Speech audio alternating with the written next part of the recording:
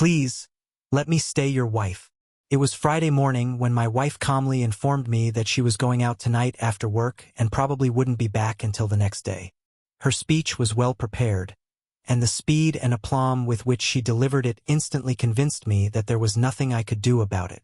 According to her, she still loved me, but her gaze developed a wandering look. This was my first encounter with marital infidelity. It seemed to be a fairly common theme in movies, books, plays, and even gossip I heard from both victims and villains in their real-life interpretations of infidelity. I listened to her carefully rehearsed eloquence about how I was strong enough to take it, about how it was unfair that she didn't have time to fatten up before she got married, that human beings are not meant to be monogamous, that society is too rigid about love, that it's just love, and about how she would be much more attentive to my needs in the future if I let her do it. With the slightest sigh separating this nonsense about me letting her from my response, she moved forward with renewed vigor into the also well-marked waters of clichés, including that I had no choice, that she could do whatever she wanted with her body, that life is short and she deserves all the pleasure she can get, and that she has the right to satisfy even the need to try many different colors, shapes, tastes. Yes, her selective menu didn't include brain size or the size of her capital. She was simply aiming for physical taste tests. Please note that I'm not saying I was poorly endowed, nor would I say I was physically weak or soft in character. Is there any way to modestly say that I have at least average intelligence and a large wallet? No? Well then, know this. I am a rocket scientist and my work has made me obscenely wealthy. My wife had no complaints. When the former love of my life finished her statement, I could have reacted with the brute force of a huge beast. I felt the rage within me. I could have taken on the role of Ahab, a revenge-hungry king with a superiority complex obsessed with defeating the great beast. But we know that story ended in destruction. No, Melville had a better model for me to follow. Even though the message of Bartleby, the Scrivener, was so unclear it had been a subject of contemplation throughout my life, the meaning of its strange central character suddenly became clear to me. When my wife asked me to kiss her goodbye, I mentally thanked Herman Melville for the Bartleby lesson. I would prefer not to. We've all seen jaw-dropping moments. You can't go through life without encountering something so bizarre that you're left speechless. You want to say something, you have to say something, but your brain is struggling to process what you've seen, and it has no words to put in your mouth. My wife's jaw dropped, her mouth grotesquely open. My desire to launch into a tirade about morals, oaths, and expressions of devoted love, or threats of violent retribution, all bubbled up inside me. But somehow, a simple "I'd rather not do that" was enough. Often, people have a power that is underestimated and rarely even considered a strength. It is the gift of self-control. There is strength in control. "I'd rather not do that" was my control over the situation. Of course, after exercising that control, I was treated to a new tirade, about me not respecting her needs, about my immature resentment, about this and that, ending with, "You're going to have to accept my decision or do without me." I'd rather not. I noticed a crack in her armor. She began to falter slightly, trying her best to look determined. I didn't threaten her. I didn't beg. I didn't cry. I didn't explode with indignation. Then she began to negotiate. She promised she wouldn't go out all night on her first date. Instead, she would come home and assure me of her deep love for me, allow me to reclaim her body. I'd rather not do that. That stunning phrase was the encore. The wife switched from soft mistress to the lawyer she might never be. She had as much trouble passing the bar exam as her husband. I'm pretty sure she didn't remember one of her law school classes the year before we got married. Back then, the entire class drafted prenuptial agreements for personal use. She took it very seriously at the time. The contract was duly signed, notarized, and fully enforceable.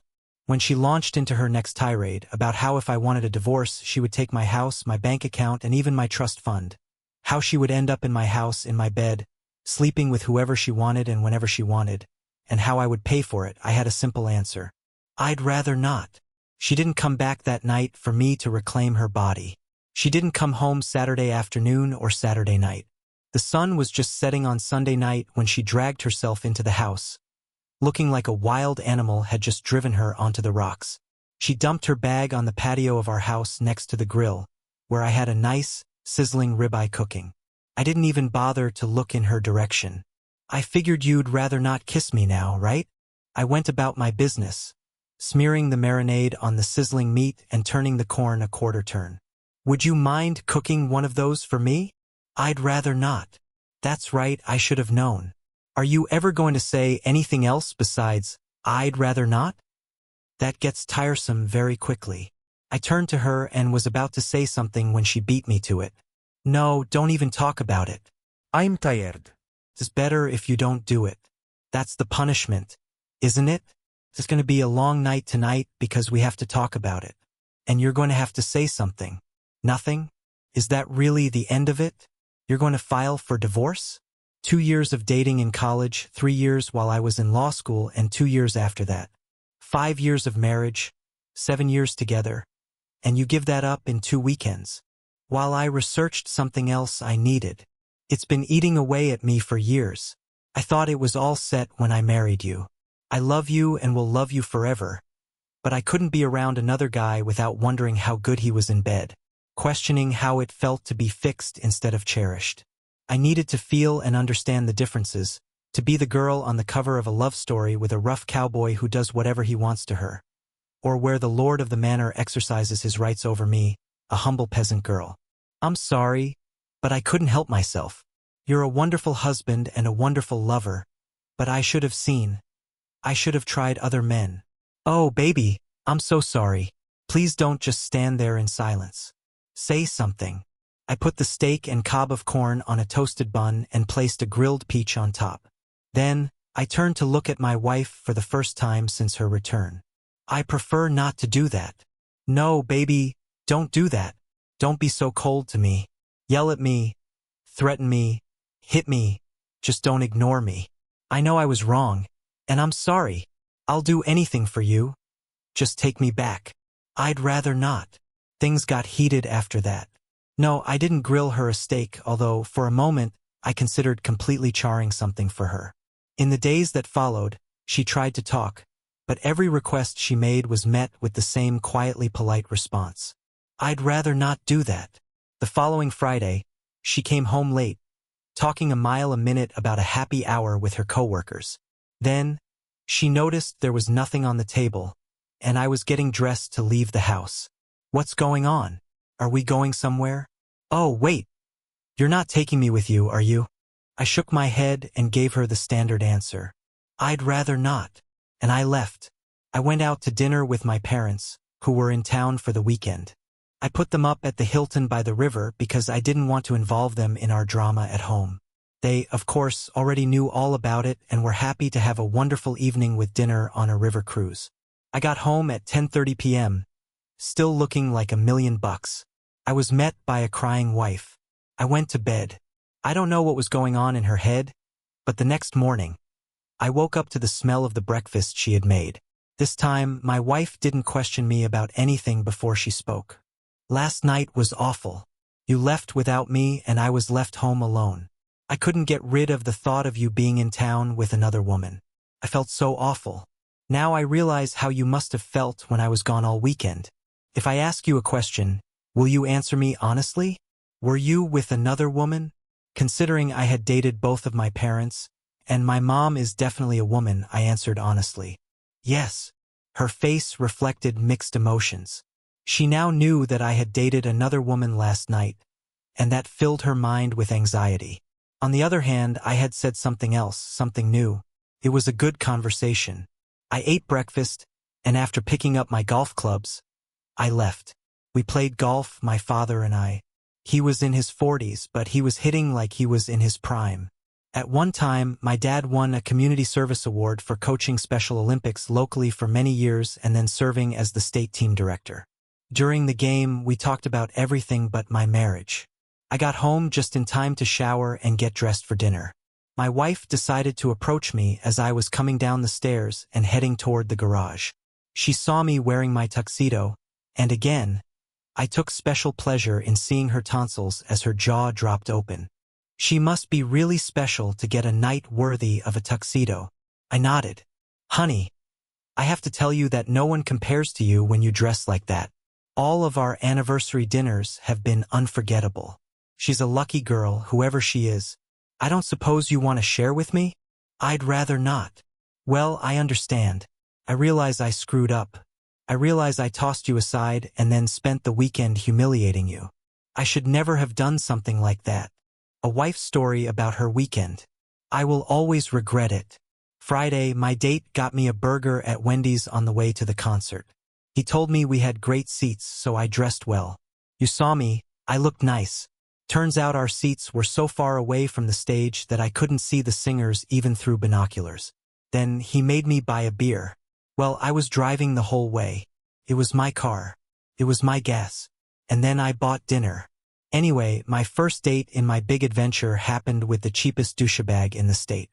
On the way home, he started groping me with his hands.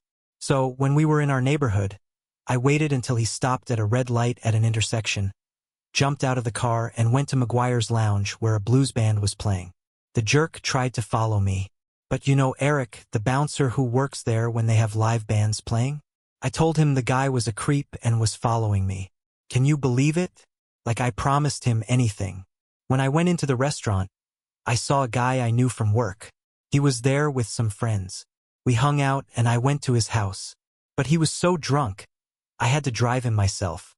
And when we got to his house, it turned out I was looking at the worst case of a hang-up ever. Then he just passed out and I had to sleep on his couch. I woke up this morning to him crawling all over me and telling me he would make it up to me. I responded by telling him how he would ever be able to make it up to me, with his little outgrowth. That's when I got really stupid. Instead of looking at things clearly and finally appreciating what I had at home and coming back to you, I decided I needed to reassert my femininity and sexuality. So I went to the bar. I was about to hook up with some guy, but then his wife barged in. She was furious and red-faced. To throw her off the scent, I slapped him and yelled, "So you're married?" Ironically, I didn't take off my rings. Then I went to the Clam Shack bar on the beach. A man approached me there, flirting like crazy. He was so sweet, made conversation, looked me in the eye instead of just ogling my body. I was about to fall for his bait when two little kids came running up to the table, screaming, "Grandpa! Grandpa! There you are!" I can't tell you how quickly he vanished. I ended up getting a room in an old motel behind the Clam Shack, bought a bottle of wine, and went out on the balcony for a drink and some quiet time to think. Turns out there was a table full of single and divorced women on the terrace directly below me, and their conversation turned to men. They started talking about their dating failures, naming names, giving details. It came out that my experiences were pretty common. Misogynists, older lechers, and cheap asses. That's what they said men were. Well, I can't blame them much for that. I mean, a girl can hardly expect a man to treat her as an equal and that he will pay for everything. These women on the terrace went through a long list of experiences with married men and men who seemed to be devoted family men but, for whatever reason, went left. Then, they turned to the physical diversity of the men they dated. They talked about dating guys from other cultures, races, religions, and even different political orientations. They talked about how size was not as important as how caring their lover was. They all agreed that if you can find both in the same man, you should latch onto him and keep him with you forever. I almost left then to come home to you, but I had to listen to the rest of their conversation, and I'm glad I stayed. I heard nothing more. I spent the rest of the night thinking about you. I woke up there on the balcony. The sun was already up and shining in my face, already starting to burn my skin. I felt lousy on so many levels. The guilt of what I made you experience consumed me. My body stiffened from sleep. I had, after all, slept curled up on a chaise lounge on the balcony.